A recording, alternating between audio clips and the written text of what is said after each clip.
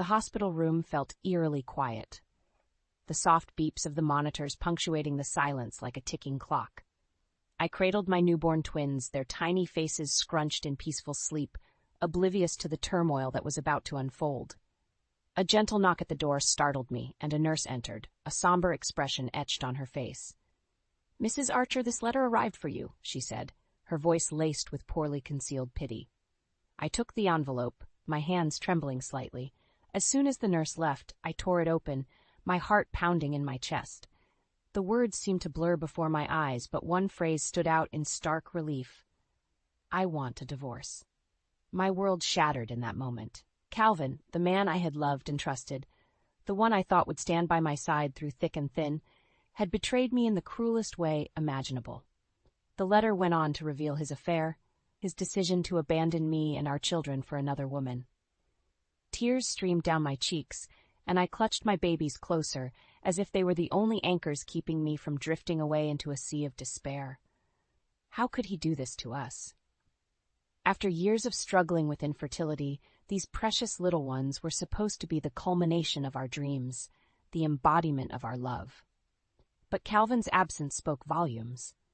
He didn't even bother to show up for their birth, too consumed by his selfish desires to witness the miracle we had fought so hard to achieve.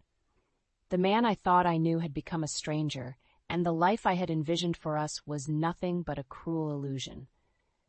In that moment, I made a silent vow to my children. I would be the strength they needed. I would protect them from the pain and betrayal that their father had inflicted upon us. And I would rise above this, not as a victim, but as a survivor, forging a new path for myself and my family. It was a long, sleepless night, punctuated by the soft cries of my babies and the shattering of my own heart. But as the first rays of dawn filtered through the window, I knew that this was not the end, but the beginning of a new chapter, one where I would write my own story, free from the shackles of a broken marriage and a broken man. I clutched the divorce papers like a lifeline, my knuckles turning white with the sheer force of my grip. Calvin's words cut deeper than any knife, his cruelty slicing through the very core of my being. "You're delusional if you think you can handle raising those brats on your own," he sneered, his voice dripping with contempt. "You'll fail as a mother, just like you failed as a wife." My brother Evan, who had taken me in after I left the hospital, placed a comforting hand on my shoulder. "Don't listen to him, sis. He's just trying to hurt you." Calvin scoffed, his lips twisted into a sneer. "Hurt her? I'm just telling the truth. She's nothing but a burden, and those kids are better off without her." I flinched, his words like physical blows, but Evan's presence gave me strength. "Get out of my house," he growled, his usually gentle demeanor replaced by a protective fury. Calvin shrugged, his cold eyes meeting mine for a brief moment before turning on his heel and leaving. The silence that followed was deafening, punctuated only by the soft whimpers of my newborn twins in the nursery. Evan enveloped me in a warm embrace, and I clung to him, my body shaking with the force of my sobs. How could he be so cruel? I choked out, my voice muffled by his shoulder. "He's a coward," Evan said, his voice laced with disgust. "But you're stronger than him, Miranda. You've always been the stronger one." His words resonated deep within me, igniting a spark of determination that had been flickering beneath the pain and betrayal. I pulled back, wiping the tears from my eyes, and nodded. "You're right," I said, my voice steadier than I had expected.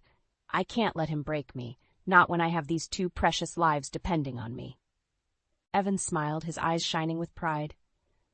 "That's my sister. Now let's focus on getting you and the twins settled. You're safe here, and we'll figure out the next steps together." As I held my babies close, their soft breaths brushing against my skin, I knew that Evan was right. Calvin might have shattered our family, but he couldn't destroy the unbreakable bond between a mother and her children. I would rise above his cruelty, his insults, and his attempts to diminish me. This was just the beginning of a new chapter, one where I would write my own story of resilience and triumph.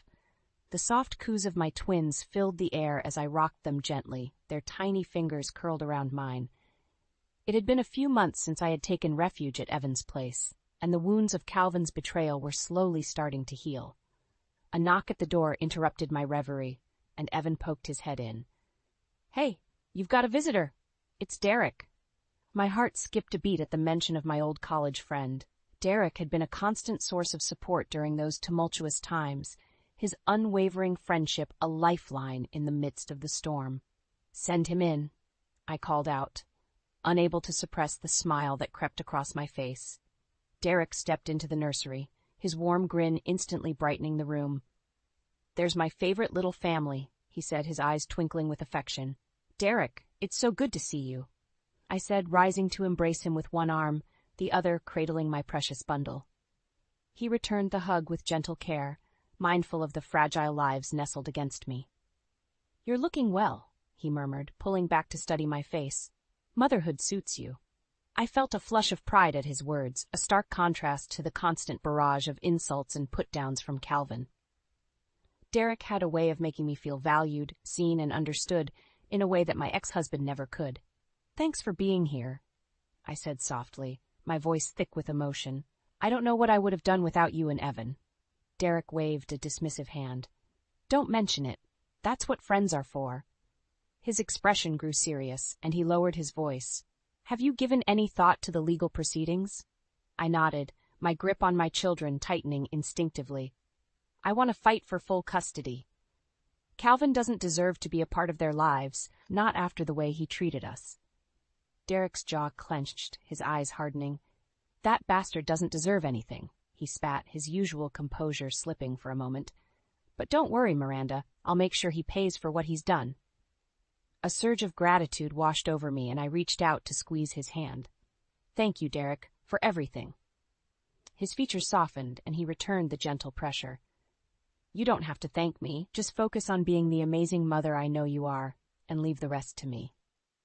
As Derek left, I couldn't help but feel a sense of renewed strength and determination.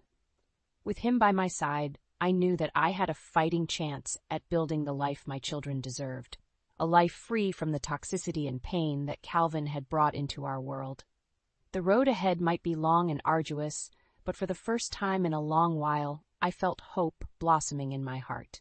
Calvin might have shattered my dreams, but with the unwavering support of those who truly cared for me, I knew that I could pick up the pieces and create something even more beautiful, a future where my twins could thrive, loved and protected, untainted by their father's cruelty. The soft glow of the laptop screen cast a warm hue across Derek's face as he leaned back in his chair, brow furrowed in concentration. I watched him intently, my heart thrumming with a mixture of anticipation and trepidation. "Are you sure about this, Miranda?" he asked, his voice low and serious. "Once we set this in motion, there's no turning back." I nodded, my resolve unwavering. He brought this on himself. It's time he faced the consequences of his actions. Derek let out a long exhale, running a hand through his hair.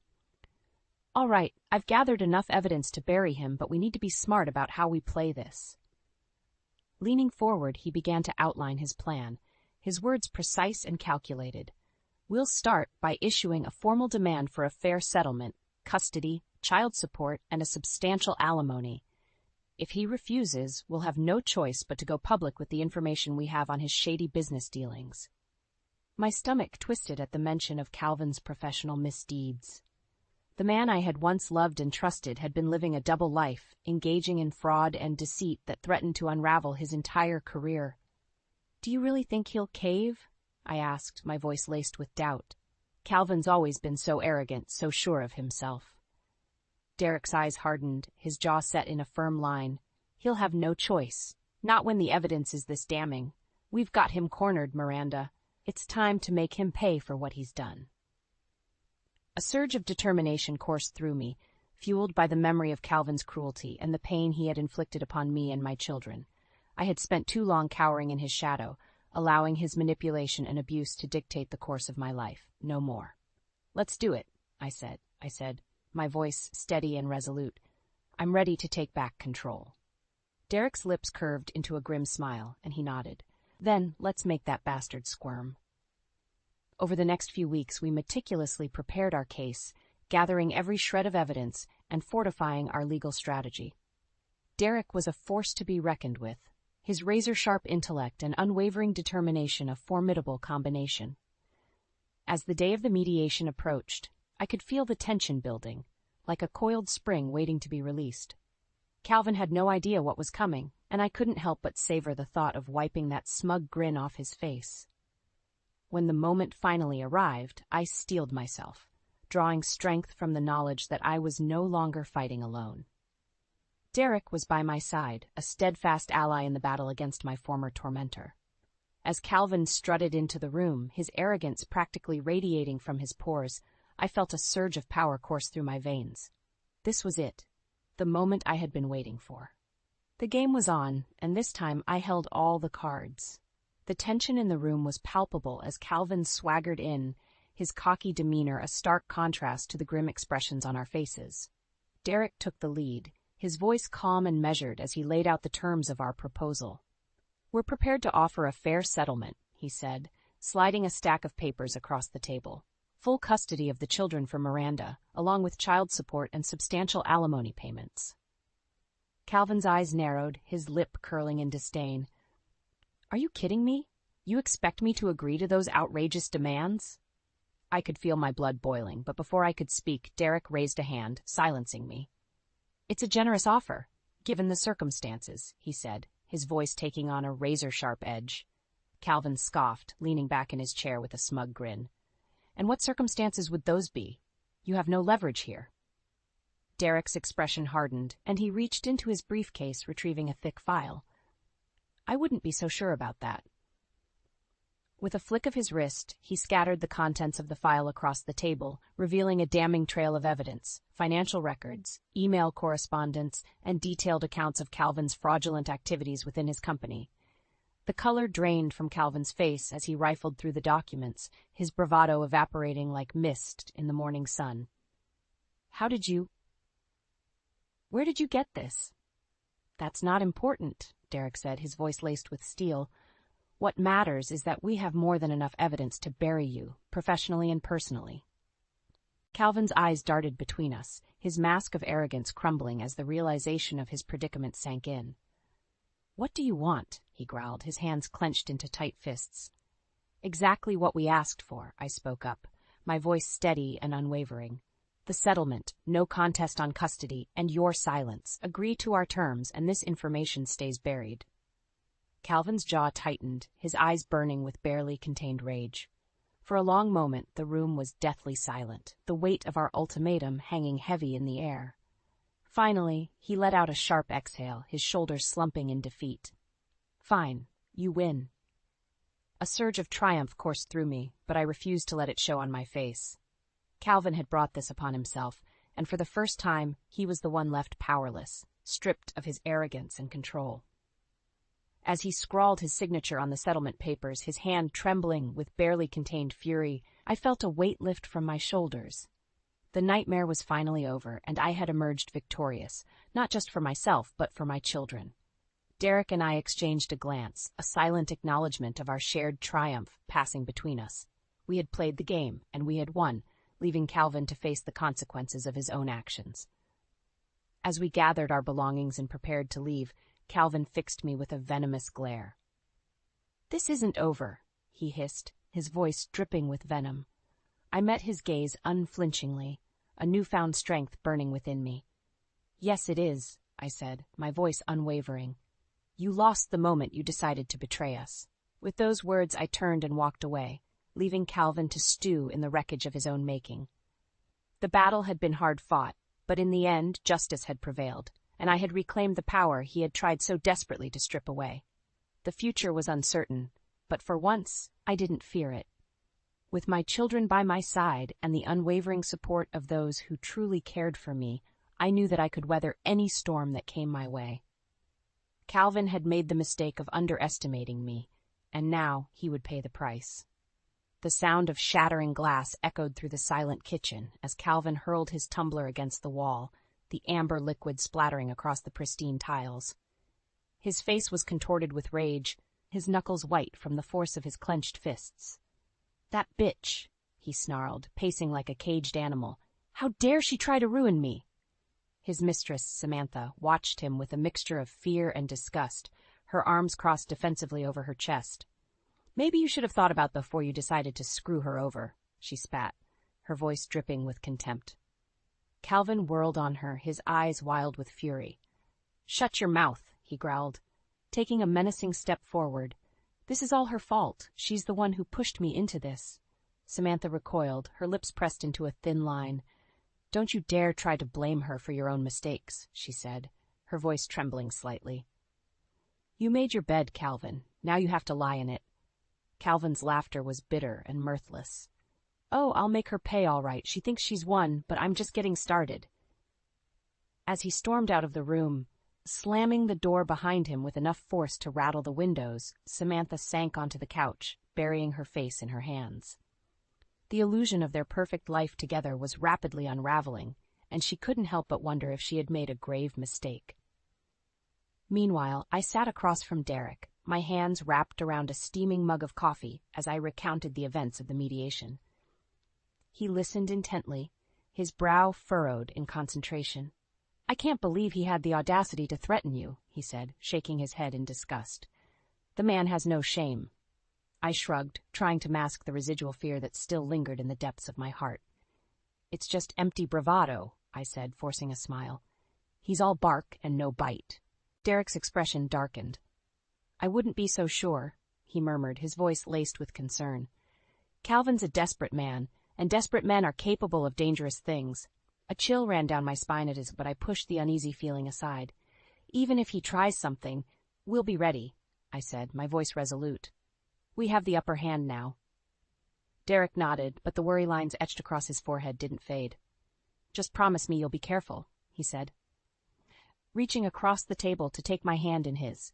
"I don't want anything to happen to you or those beautiful kids of yours." I squeezed his hand, drawing strength from his unwavering support. "I promise," I said, my voice thick with emotion. "We've come too far to let him win now." As the days passed, Calvin's world continued to crumble around him. News of his professional misdeeds began to leak, spreading like wildfire through the business community. Clients and colleagues alike turned their backs on him, horrified by the extent of his deceit. Samantha, unable to bear the weight of the scandal, packed her bags and left, disappearing without a trace. Calvin was left to face the consequences of his actions alone, his once powerful empire reduced to ashes. And through it all, I watched from the sidelines, a sense of vindication washing over me. Calvin had thought he could break me, but in the end, his own arrogance and greed had been his undoing. As I held my children close, their innocent laughter filling the air, I knew that I had won the greatest victory of all, the ability to provide them with a safe, loving home, free from the toxic influence of their father. Calvin's collapse was a harsh lesson in karma, a reminder that no matter how powerful or invincible one might seem, the truth always has a way of catching up. And as I looked towards the future, I couldn't help but feel a sense of hope and possibility, knowing that I had emerged from the ashes of my past, stronger and more resilient than ever before. The sharp ring of my phone cut through the peaceful silence of the evening. I glanced at the caller ID and felt my heart sink. It was Derek. "Hello?" I answered, a sense of dread settling in the pit of my stomach. "Miranda, you need to turn on the news. Right now." Derek's voice was laced with urgency, sending a chill down my spine. Without a word, I grabbed the remote and switched on the television, my breath catching in my throat as the headline flashed across the screen, "Local businessmen embroiled in fraud scandal." And there, larger than life, was Calvin's face, his expression a mixture of defiance and barely concealed panic as he was swarmed by a pack of ravenous reporters. "Mr. Archer, is it true that you've been embezzling funds from your company?" one of them shouted, thrusting a microphone in his face. Calvin recoiled, his jaw clenched tight. "No comment," he growled, pushing his way through the throng. But the reporters were relentless, their questions growing more pointed and accusatory with each passing second. "What about the allegations of insider trading? Can you confirm or deny your involvement? How do you respond to the claims that you've been bribing government officials to secure lucrative contracts?" Calvin's face contorted with rage, his mask of composure slipping as the weight of the accusations bore down on him. "Get those cameras out of my face!" he snarled, lashing out at the nearest reporter. The scene descended into chaos, a flurry of shouting and jostling bodies as Calvin fought to escape the relentless onslaught of questions and accusations. I watched in stunned silence, my heart pounding in my chest as the reality of what was unfolding hit me. This was it, the final nail in the coffin of Calvin's once pristine reputation. As the news coverage shifted to a panel of analysts dissecting the scandal and speculating about the potential legal ramifications, I felt a surge of vindication coursing through my veins. Calvin had brought this upon himself, and now the world was bearing witness to the true depths of his depravity. The phone buzzed in my hand, snapping me out of my trance. It was Derek again. "Did you see it?" he asked, his voice tinged with a mixture of satisfaction and concern. "I saw it," I replied, my voice barely above a whisper. "It's really happening, isn't it?" Derek let out a long exhale. "Yes, it is, and there's no turning back now." A heavy silence hung between us, the weight of the situation settling like a thick fog. "Are you okay?" Derek asked, his voice softening with concern. I nodded, even though he couldn't see me. "I'm okay," I said, surprised by the steadiness of my own voice. "This is what we wanted, isn't it? For him to face the consequences of his actions." "Yes, but that doesn't make it any easier," Derek said gently. "You're allowed to feel conflicted, Miranda. This is a lot to process." I swallowed hard, my gaze drifting to the twin cribs in the corner of the room, where my precious babies slept peacefully, blissfully unaware of the storm raging around them. "I know," I said, my voice thick with emotion. "But I have to stay strong. For them. They deserve a life free from the toxic legacy their father has left behind." Derek was silent for a moment, and when he spoke again, his voice was laced with a quiet pride. "You're an incredible woman, Miranda Archer. Never forget that." As I ended the call and set the phone aside, I couldn't help but reflect on the long and arduous journey that had led me to this moment. Calvin's public disgrace was the final blow, the culmination of his own selfish actions and misdeeds. And yet, as I watched the news footage replaying in an endless loop, I felt no sense of triumph or satisfaction, only a profound sadness for the man he had become, and a fierce determination to ensure that my children would never bear the scars of his misguided choices. The road ahead was uncertain, but one thing was clear. Calvin's reign of terror was over, and it was time for me to step into the light, embracing the future with open arms and a heart full of hope. The soft glow of birthday candles flickered across the faces of my loved ones, their smiles warm and radiant as they gathered around the twins' cake. It was hard to believe that an entire year had passed since that fateful day in the hospital, the day my world had been shattered by Calvin's betrayal. But as I looked around the room, surrounded by the people who had stood by me through the darkest of times, I couldn't help but feel a profound sense of gratitude and hope. Evan, his eyes shining with pride, beamed at me from across the table, his unwavering support a constant source of strength. And beside him sat Derek, his hand resting comfortingly on my arm, a silent reminder that I was no longer alone. The twins giggled and clapped their hands, oblivious to the tumultuous journey that had brought us to this moment. For them, this was simply a day of celebration, a chance to revel in the unconditional love that surrounded them. As the birthday song faded into a chorus of cheers and laughter, I couldn't help but reflect on the long and winding road that had led me here. The pain and heartache of Calvin's betrayal, the fear and uncertainty that had threatened to consume me, all of it had been a crucible, forging me into a stronger, more resilient version of myself. No longer was I the meek, downtrodden woman who had cowered in the shadow of her husband's cruelty. I was a survivor, a warrior, who had stared down the demons of my past and emerged victorious. "Blow out the candles, Mommy," one of the twins exclaimed, their tiny voice cutting through my reverie. I smiled, leaning down to press a kiss to each of their foreheads before taking a deep breath and extinguishing the flickering flames with a single, decisive puff.